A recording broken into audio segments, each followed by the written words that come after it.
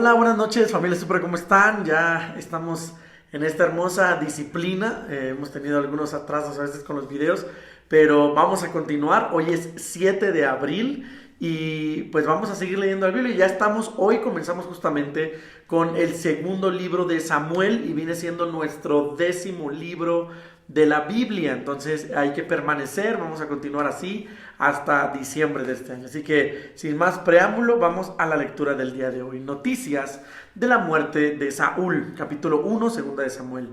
Después de que Saúl murió, David peleó contra los amalecitas y los derrotó. Entonces regresó a Siclac y se quedó allí 2 días. Al tercer día llegó a Siclac uno de los soldados de Saúl. Venía con la ropa toda rota, con ceniza en la cabeza, lo que demostraba que venía muy triste. Cuando llegó ante David, se inclinó hasta tocar el suelo en señal de respeto. David le preguntó: ¿de dónde vienes? Y el soldado le contestó: me escapé del campo de batalla donde peleaban los israelitas. ¿Y qué pasó allí?, volvió a preguntar David.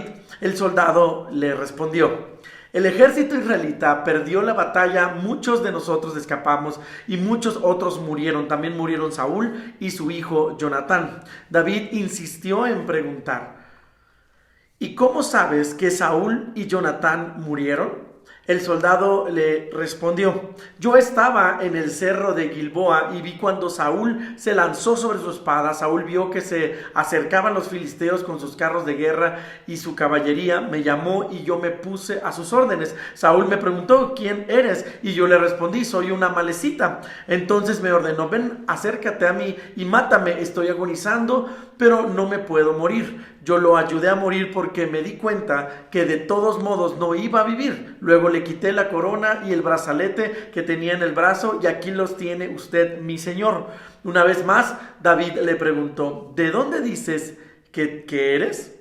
Y él le respondió: soy hijo de un amalecita que vino a vivir en Israel. Entonces David le dijo: ¿y cómo te atreviste a matar a quien Dios eligió como rey de su pueblo? Tú mismo reconoces tu culpa al decir: yo maté al elegido de Dios. Enseguida le ordenó David a uno de sus oficiales que matara al amalecita, y el oficial lo mató. Después de eso, David y sus hombres rompieron sus ropas para mostrar su tristeza por la muerte de Saúl y Jonatán, y se echaron a llorar. Luego ayunaron y estuvieron muy tristes, pues también habían muerto muchos soldados israelitas. David lamenta la muerte de Saúl y Jonatán. David entonó un canto para expresar su tristeza por la muerte de Saúl y Jonatán, y ordenó que ese canto se lo enseñaran a toda la gente de Judá. Ese canto aparece en el libro del Justo y dice así: pobre Israel, los valientes que eran tu orgullo cayeron muertos en las montañas. No se lo digan a nadie en Gat, ni lo cuenten por las calles de Ascalón.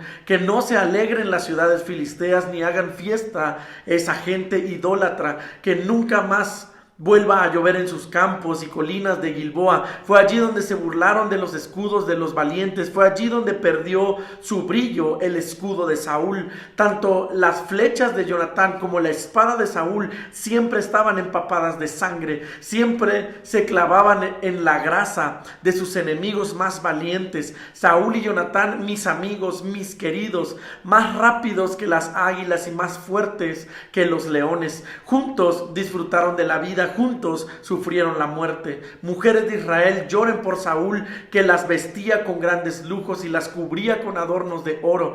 ¿Cómo pudieron los valientes perder la vida en la batalla? Jonatán ha caído muerto en lo alto de la montaña. Qué triste estoy por ti, Jonatán. Yo te quería más que a un hermano. Mi cariño por ti fue mayor que mi amor por las mujeres. ¿Cómo pudieron los valientes perder la vida en la batalla? David llega a ser rey de Israel, capítulo 2. Después de esto, David consultó a Dios: ¿puedo regresar a algunos de los pueblos de Judá? Y Dios respondió: claro que puedes regresar. Pero David insistió con Dios: ¿y a qué pueblo iré? Y Dios le contestó: ve a Hebrón. Y David se fue a Hebrón con Ahinoam y Abigail, que eran 2 de sus esposas. Ahinoam era del pueblo de Jezreel y Abigail había sido esposa de Nabal. David se llevó también a sus soldados con sus familias y todos ellos vivieron en los pueblos cercanos de Hebrón. Entonces la gente de Judá fue a donde estaba David y le derramó aceite sobre la cabeza, así lo declararon rey de Judá. Y como le informaron que la gente de Jabes de Galaad había enterrado a Saúl, David envió a los de Jabes este mensaje: que Dios los bendiga por ser tan fieles al rey, pues hasta lo enterraron. Que Dios los trate siempre con mucho amor y que nunca los abandone. Yo también haré lo mismo por el bien que han hecho. Así que anímense y sean valientes, porque aunque Saúl ha muerto, ya la gente de Judá me hizo rey. Mientras tanto, Abner era hijo de Ner y había sido jefe del ejército de Saúl. Se llevó a Isboset al pueblo de Mahanaim. Como Isboset era hijo de Saúl, allí lo declaró rey de todo Israel. Así fue como Isboset reinó sobre Galaad, Jesurí, Jezreel, Efraín y Benjamín. Isboset tenía 40 años de edad cuando comenzó a reinar, pero solo reinó 2 años. Los únicos que reconocieron a David como rey fueron los de Judá. Por eso David se quedó en Hebrón y fue rey de Judá durante 7 años y medio. Un día Abner y los ayudantes de Isboset salieron de Mahanaim y fueron a Gabaón, donde había un depósito de agua. Allí se encontraron con Joab, hijo de Zeruiah, y con los ayudantes de David. Como los dos grupos estaban sentados uno frente al otro, Abner desafió a Joab y le dijo: deja que tus jóvenes peleen con los míos para ver quiénes son mejores. Joab aceptó el desafío y pasaron el frente 12 jóvenes de parte de Benjamín y los de Isboset 12 partes y 12 de David. Cada uno agarró de la cabeza al contrario y le clavó la espada en las costillas, así que todos murieron al mismo tiempo. Desde entonces, ese lugar que está junto a Gabaón se conoce como Campo de las Espadas. El resto de los soldados comenzó a pelear y los de David derrotaron a los de Abner. Con Joab estaban sus hermanos Abisai y Asael. Como Asael podía correr muy rápido, comenzó a perseguir a Abner, y aunque encontraban a otros soldados enemigos, solo perseguía a Abner. Cuando Abner miró hacia atrás y lo vio, exclamó: vaya, si eres tú, Asael. Y él le contestó: ¿y quién más podría ser? Entonces Abner le dijo: si lo que quieres es quitarme la espada, te aconsejo que te busques a otro. Asael no le hizo caso ni dejó de perseguirlo. Por eso Abner volvió a decirle: si no dejas de perseguirme, tendré que matarte. ¿Y qué le voy a decir a tu hermano Joab? Pero Asael siguió persiguiendo. Entonces Abner le clavó su lanza en el estómago y lo atravesó de lado a lado. Asael cayó muerto de inmediato y todos los que llegaban a donde estaban tendido se detenían a verlo. Entonces Joab y Abisai se fueron tras Abner y al anochecer llegaron al cerro llamado Amá, que está frente a Giab, en el camino al desierto de Gabaón. Allí la gente de Benjamín se le unió a Abner y se dispusieron a pelear en lo alto del cerro. Pero Abner le gritó a Joab: ya no nos matemos unos a otros, ordénales a tus soldados que dejen de perseguirnos. Al fin de cuentas somos hermanos y lo único que vamos a sacar de todo esto es dolor y tristeza. Y Joab le contestó: te juro por Dios que si no hubieras dicho nada, mis hombres te hubieran perseguido a ti y a los tuyos hasta el amanecer. Enseguida Joab tocó la trompeta y sus soldados dejaron de perseguir a los israelitas. A partir de ese momento dejaron de pelear con ellos. Por su parte, Abner y su ejército caminaron toda esa noche por la llanura de Arabá, cruzando el río Jordán por el atajo de Bitrón, y finalmente llegaron a Mahanaim. Cuando Joab reunió a toda su gente, notó que además de haber perdido a Asael, también había perdido a otros 19 soldados de David.